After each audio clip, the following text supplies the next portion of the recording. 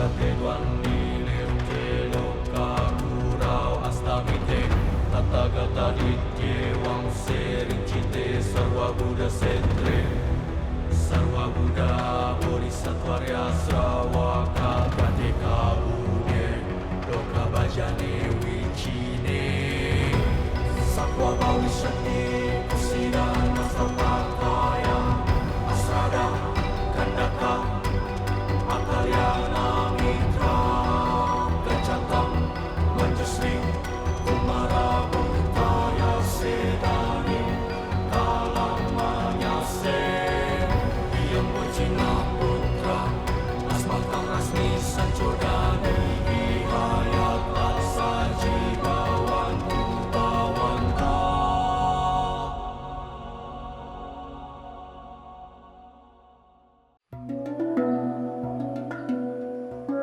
Sisa malam pudar meredup bersama rembulan, menyisakan fajar, menyingsing rona jingga, membias cakrawala. Di sela batu yang tak berucap kata, sunyi menghembuskan bisik, menguak sayup-sayup kisah yang tak sempat selesai.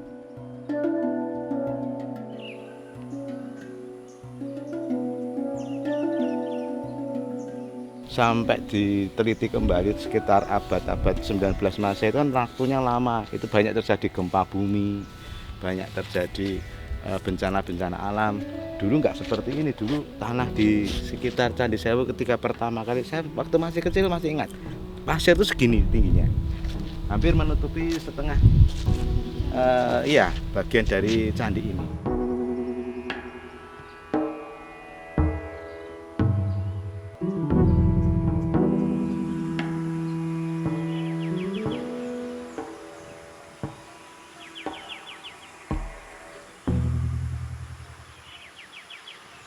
Di atas panggung waktu, irama perubahan menuntun setiap derap langkah kehidupan, memberi ruang untuk memulai lembaran yang baru. Terhitung mulai 23 Januari 2026, penataan kelembagaan di lingkungan Kementerian Kebudayaan, Fasilitasi Pemanfaatan, dan Pengembangan Cagar Budaya Kawasan Candi Prambanan resmi berlaku. Berada di perbatasan Kabupaten Klaten dan Sleman, merupakan keistimewaan administratif Candi Sewu. Ditambah penerapan Permenbud nomor 2/2026, kewenangan penataan kesatuan gugusan 249 struktur dengan keempat candi penjuru legasi Wangsa Sailendra ini terfragmentasi ke 3 instansi berbeda, yaitu Museum Cagar Budaya, Balai Pelestarian Kebudayaan Daerah Istimewa Yogyakarta dan Jawa Tengah. Candi Bubrah ini menghadap ke arah timur, sama dengan Candi Sewu yang merupakan candi induknya juga mengarah ke arah timur. Salah satu bukti yang memperkuat bahwa candi ini adalah candi penjuru dari Candi Sewu kita temui di sini, yaitu tanda ini, tanda plus ini adalah pas garis tengahnya. Kalau kita tarik garis lurus begitu, tepat di candi utama Candi Induk Sewu.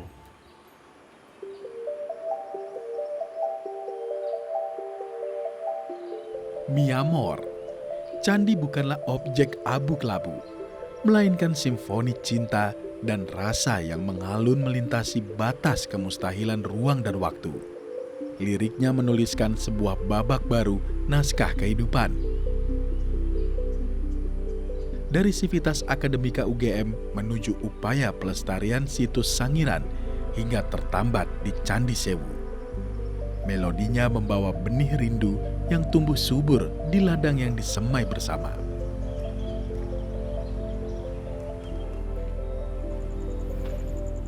Salah satu candi perwara di Candi Sewu yaitu Candi Perwara Deret 1 nomor 6. Nah, ini memiliki bagian bilik yang sangat indah, yang bisa kita saksikan kalau kita masuk ke dalam, seperti lampu taman begitu, bercabang 3 begitu. Nah, ini sangat indah sekali, dan memang di antara banyak perwara di sini masing-masing kalau kita saksikan di dalam biliknya berbeda-beda semua. Karena memang kita tafsirkan ini adalah sumbangan dari beberapa kerajaan-kerajaan bawahan atau negara vasal begitu. Kalau di Candi Perwara Candi Sewu ini tidak kita temui adanya inskripsi, namun bisa kita interpretasikan dari apa yang kita ketahui dari Candi Pelausan bahwa candi-candi Perwara itu adalah persembahan dari negara-negara bawahan begitu.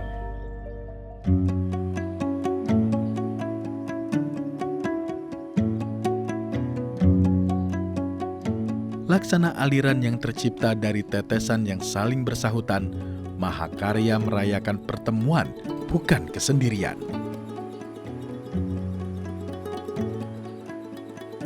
Dharma Sri Maharaja Anumoda Sri Kahulunan terekam dalam inskripsi yang bertahan sejak abad ke-8 Masehi. Memberi gambaran nyata, aspirasi kolosal ini terwujud berkat dukungan komunal dalam sebuah tatanan hierarkis terstruktur.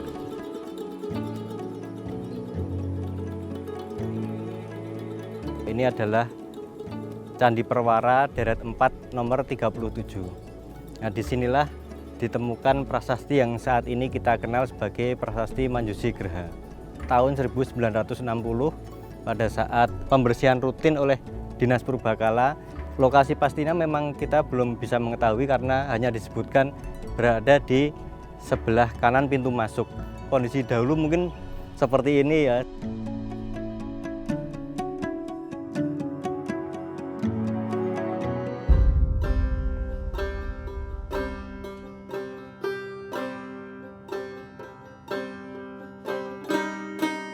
Prasasti ini beraksara Jawa kuna, berbahasa Melayu kuno. Dari prasasti ini kita ketahui mengenai penyempurnaan Candi Sewu berangka tahun 714 Saka atau 792 Masehi. Terdiri dari 16 baris tulisan. Kita ketahui bahwa nama asli dari Candi Sewu ini bisa kita lihat pada baris ketiga, yaitu penyebutan nama Prasada Vajrasana Manjushri Graha.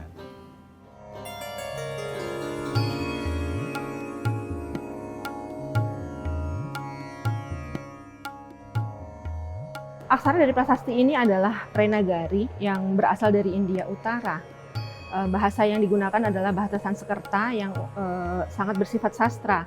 Prasasti ini menyebutkan bahwa ada Arca Manjushri yang ditasbihkan oleh seorang pendeta bernama Kumaragosa yang berasal dari Gaudi Dwipa, yang diperkirakan sekarang adalah daerah Bengal. Manjushri dalam prasasti ini disebutkan sebagai pantheon tunggal, satu-satunya divine yang disebutkan dalam prasasti ini. Sri Sanggrama Dananjaya, dia adalah Indra yang merupakan permata dari Wangsa Sailendra. Kita bisa tahu bahwa Sanggrama Dananjaya digantikan oleh Samaratungga.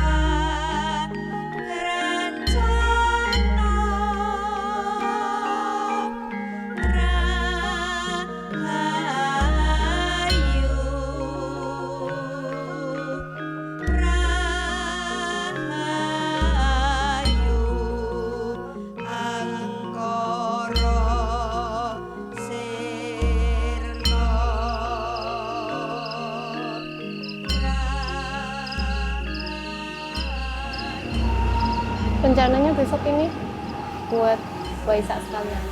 Yang jelas ini sudah disiapkan biar nanti tampilnya juga lebih maksimal. Sandra, sini sebentar.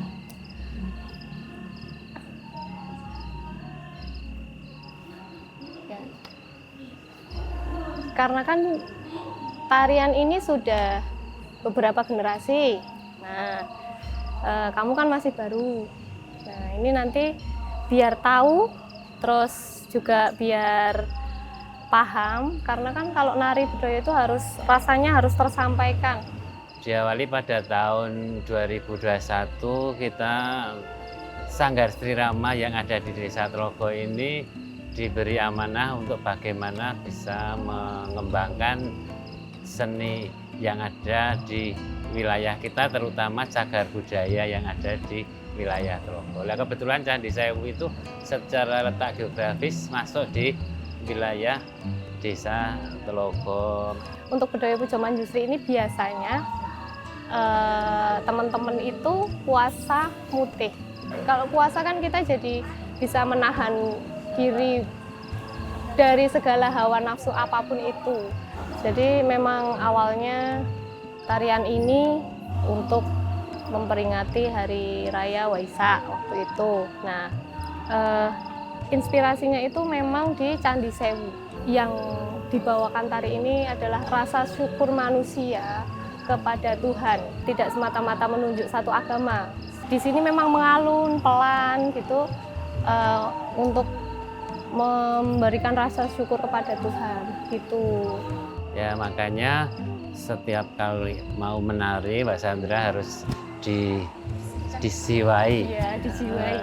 Jadi setiap gerakan-gerakan itu, oh ini menggambarkan apa, ini apa, sehingga rasanya itu ada di sini, gitu ya. Dan tentunya nanti semuanya ini akan baik kembali kepada diri.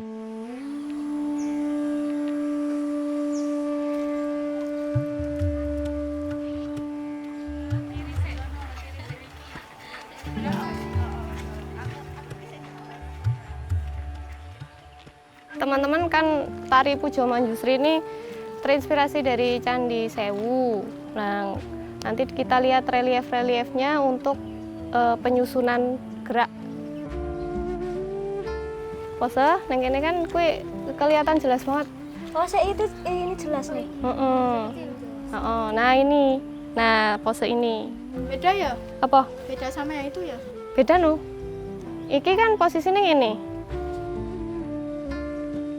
Nah, sekarang kalian explore gerak, olah rasa, piye ben susunan relief-relief nanti gerak-geraknya itu bisa jadi gerak tari.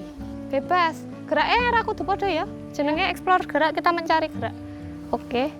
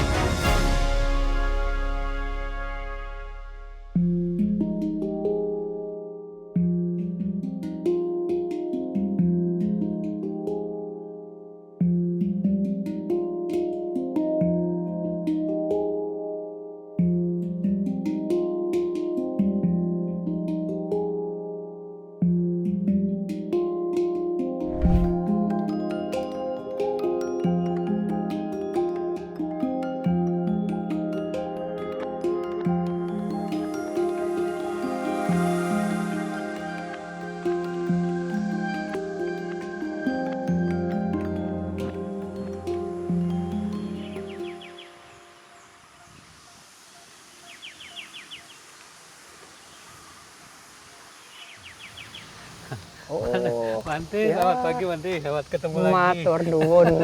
Udah lama nggak ketemu Manti. Rawuhnya di Wihara Mendut. Kapan pulang dari? Baru tadi pagi Manti, kemarin saya di Bontang, terus pagi-pagi kepingin ketemu Manti di sini. Ya, terima kasih banyak.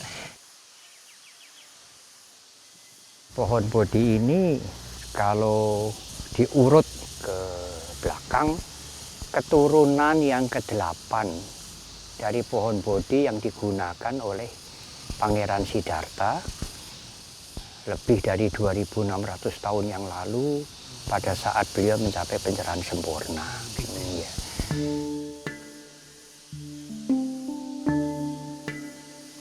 Arca Borobudur itu mendapat pengaruh banyak dari seni Gupta di zaman India. Nah, seni Gupta itu masterpiece, masa-masa masterpiece seni di India. Tetapi Arca Buddha Borobudur tidak persis Gupta.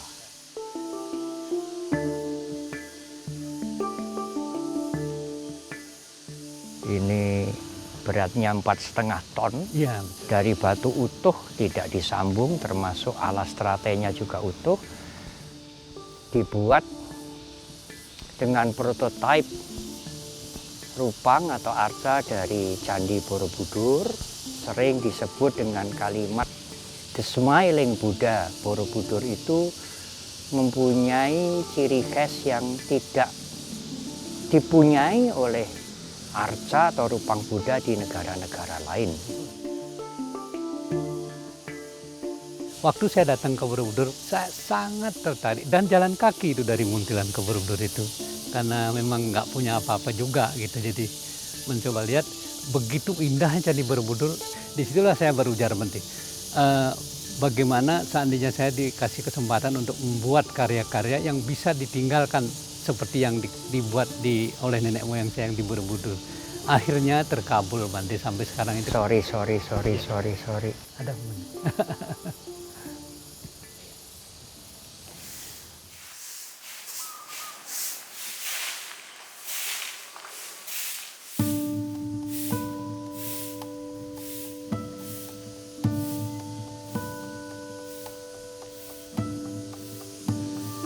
Jadi di Belgia dulu waktu saya membuat kan sebesar aslinya Bante, 45 meter. Ini 17 meter. Iya. Iya, nah, 4 muka ini dalam filosofi Buddhis melambangkan 4 sifat mulia yang selayaknya dipunyai oleh tiap-tiap orang. Yang dalam bahasa Pali, bahasa Sanskerta disebut 4 Brahma Wihara. Metta, Karuna, Mudita, Upekkha. Tidak hanya anatominya yang sesuai, bagaimana ekspresi wajahnya, bagaimana sebongkah batu menggambarkan kebijaksanaan sempurna. Pemahat juga sulit menceritakan pikiran, perasaan, totalitas ditumpahkan ke situ. Menuangkannya itu. Mengapa ini gapura di Angkor Thom, di areal Angkor Wat di Kamboja, dibuat di Mendut. Pendiri dari dinasti Angkor yang bergelar Jayawarman kedua itu adalah seorang pangeran yang datang dari Jawa. Dan itu adalah contemporary sejaman dengan Borobudur. Kembali ke Kamboja mendirikan dinasti Angkor. Nah, dinasti Angkor itu kemudian yang melahirkan Angkor Wat, melahirkan Angkor Thom, dan lain-lain.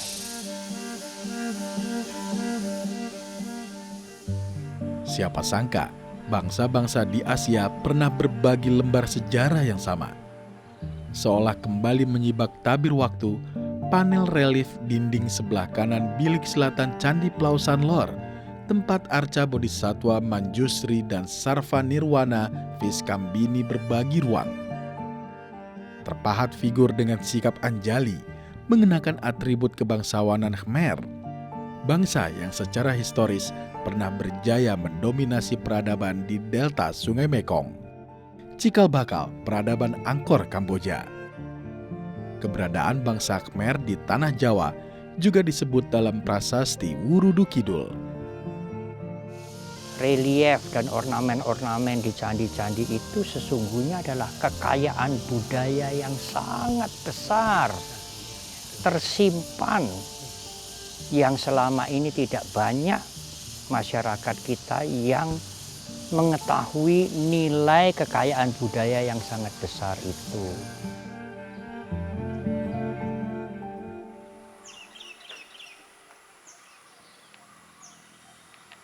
Ini adalah Candi Perwara Deret 4 nomor 82.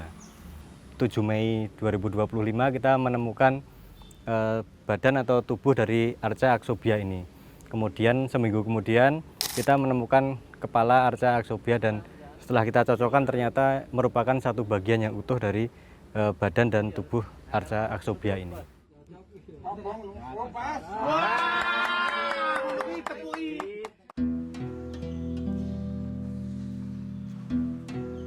Nanti kita mau bikin ini replika Rupang Buddha Nusantara. Kita siapkan besi, pembesiannya untuk kita bikin molding ya. Rupang Buddha Nusantara ini sendiri bermudra bumi Sparsa yang memiliki arti tangan menunjuk ke bawah itu mempunyai arti bahwa bumi menjadi saksi atas setiap perbuatan yang telah kita perbuat di masa kehidupan kita. Dan Rupang ini menghadap ke timur. Ke timur itu adalah simbol dari matahari terbit ya. Matahari terbit itu adalah sebuah perubahan. Jadi kita berusaha bukan tentang apa yang kita dapatkan dalam berkarya, tapi apa yang bisa kita persembahkan dalam karya ini dengan mencurahkan segala kebaikan yang kita miliki dengan sungguh-sungguh bekerja dengan sepenuh hati.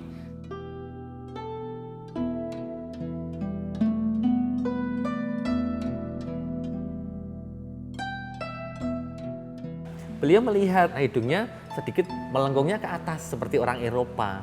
Jadi Bante mengibaratkan kalau di pewayangan itu sosok di pewayangan itu kalau yang kesatria itu hidungnya seperti ini, nanti ya sosok yang Kurawa itu seperti apa. Jadi nggak mungkin kalau seorang kesatria yang ada sifat kebijaksanaannya itu hidungnya seperti itu. Nah Bante mengoreksi di situ. Nah gitu kita sampai wah.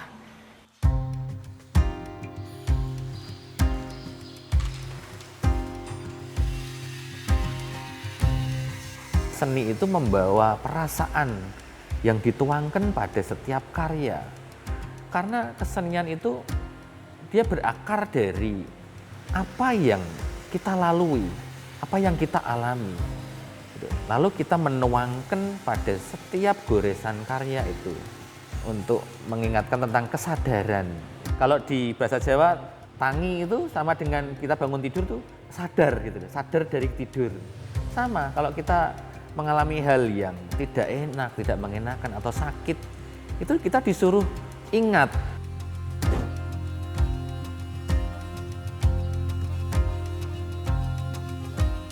Jadi bukan cuma kita berkarya, membuat karya seni dalam bentuk Rupang Buddha, bukan. Tapi kita juga menaruh rasa, menaruh kasih sayang. Sehingga apa yang kita ciptakan dalam sebuah karya bisa tersampaikan apa yang kita rasakan kepada umat dalam mempraktikkan Dhamma. Struktur Candi Sewu dikelilingi oleh 2 lapisan candi perwara yang tersusun berurutan. Susunannya secara numerik identik dengan jumlah 72 stupa berlubang Borobudur. Dalam Abhidharma Kosabasya atau Abhidammata Sanggaha, dalam Pakarana Pali juga disebutkan 72 dhamma dengan sifat intrinsik atau sabhava. Fatu dhamma dipelajari untuk memahami sabha sangkaresu, anicca-sana atau persepsi perubahan dalam semua fenomena yang terkondisi.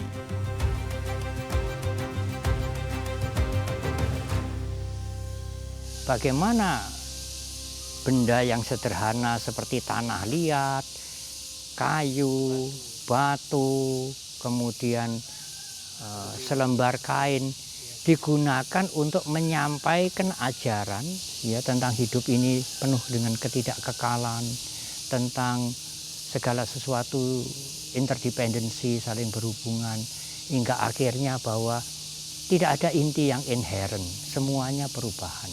Apa yang abadi? Dan dengan mengerti semuanya itu kita menjadi tidak melekat. Tidak melekat itu bukan berarti kita lalu tidak berbuat apa-apa. Oh, kita berkarya semaksimal mungkin dalam kehidupan yang pendek ini, tetapi tidak melekati karya itu.